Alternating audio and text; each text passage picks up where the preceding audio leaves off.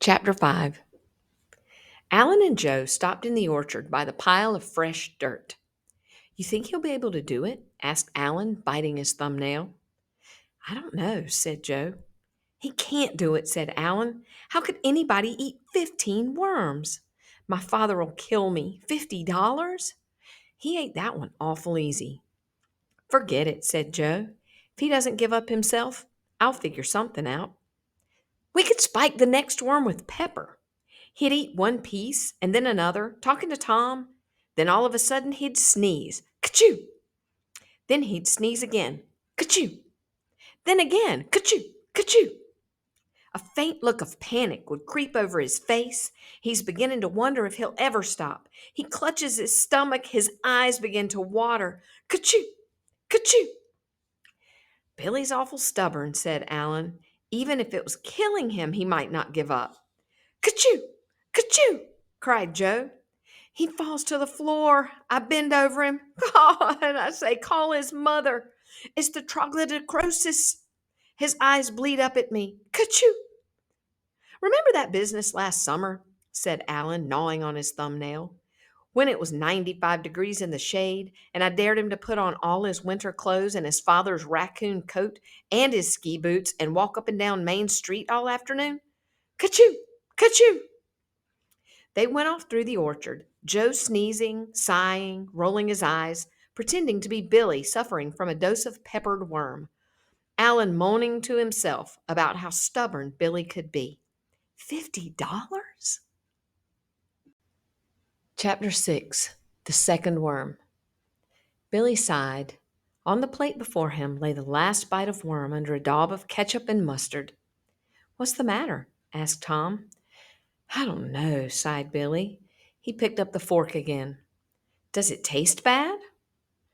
No, said Billy wearily. I just taste ketchup and mustard mostly, but it makes me feel sort of sick, even before I eat it.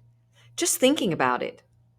He sighed again and then glanced at Joe and Alan talking to each other in whispers over by the window. What are you whispering about? Nothing. Then what are you whispering for? Nothing. It's not important. Just something Joe's father told him last night. What? Come on, finish up. It was nothing. We'll miss the cartoons. Billy shut his eyes and popped the last piece of worm into his mouth, chewed, gagged, clapped his hands over his mouth, gulped, gulped, toppled backward off the orange crate. Sprawling on his back in the chaff, he gazed peacefully up at the ceiling. Joe and Alan stood over him. Open up. Billy opened his mouth. Wider. See any, Joe? No, he swallowed it. Okay, let's go. Chapter 7. Red Crash Helmets and White Jumpsuits. After the movies, Tom walked home with Billy. Tomorrow, I'll roll the crawler in cornmeal and fry it like a trout. It's not really the taste, said Billy. It's more the thought. When I start to eat it, even though it's smothered in ketchup and mustard and grated cheese, I can't stop thinking worm. Worm, worm, worm, worm, worm, worm.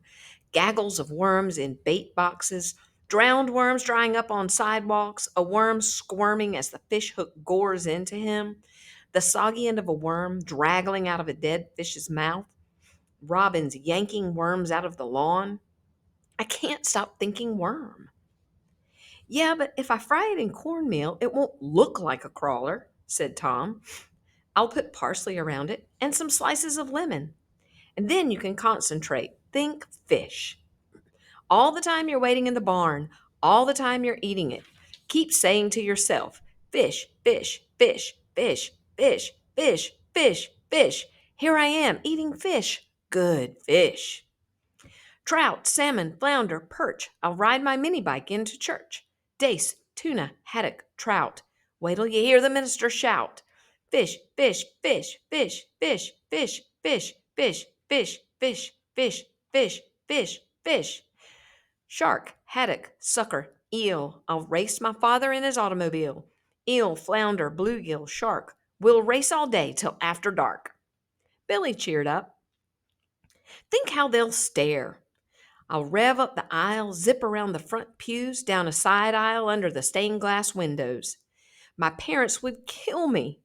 Reverend Yardard peered down over the Bible stand. William, he'd cry, William, you take that engine thing out of here this minute.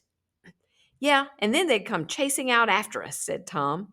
Billy laughed, waving their arms and yelling, and we'd lead them zigzagging round and in and out among the gravestones and monuments in the cemetery, and then roar off down the Sandgate Road, leaving them draped over tombs, panting and shaking their fists. Hup, hup, yelled Tom, dancing around and boxing the air. And that Monday, we'd smuggle it into class disguised as Raymond Dwelly because he's so fat and hide it in the closet. And then, when Millie Butler said anything at all, even something like, excuse me, or if she even sniffed, we'd dump a whole bottle of ink over her head and run for the coat closet, overturning chairs and desks behind us to slow up Mrs. Howard. She'd come after us, fumbling and shouting threats, and suddenly the doors of the coat closet would slam open, and out we'd roar on our mini bike in blood red crash helmets and white jumpsuits, our scarves streaming out behind us. And we'd roar round and round the classroom while Mrs. Howard knelt among the overturned desks and chairs, sobbing helplessly into her hands, and then vroom, vroom, out the door and up the hall, thumbing our noses at the monitors. Brackety, brackety, brack, up the stairs, stiff-arming tacklers into Mr. Simmons' office, up onto his desk, broom, broom, a backfire into his face, and zoom out the window as he topples backward in his chair, and a hurricane of quiz papers and report cards. And then, crunch, landing on the driveway, we'd roar off down the highway to Bennington and join the Navy, so Mrs. Howard and Mr. Simmons and our parents can't punish us. Chapter 8. The Third Worm. Tom ran out of the kitchen of Billy's house, holding the sizzling frying pan in front of him with both hands, the screen door banging behind him. Alan threw open the barn door when he saw him coming. Tom thumped the frying pan down on the orange crate. There, he said breathlessly, done to a T. Look at her, all golden brown and sizzling. It looks good enough to eat. Yeah, said Billy. He poked the worm with his fork. Tom took off the potholder glove he was wearing. Think fish, he said. Remember, think fish.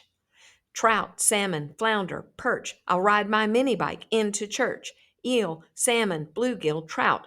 Wait till you hear the minister shout.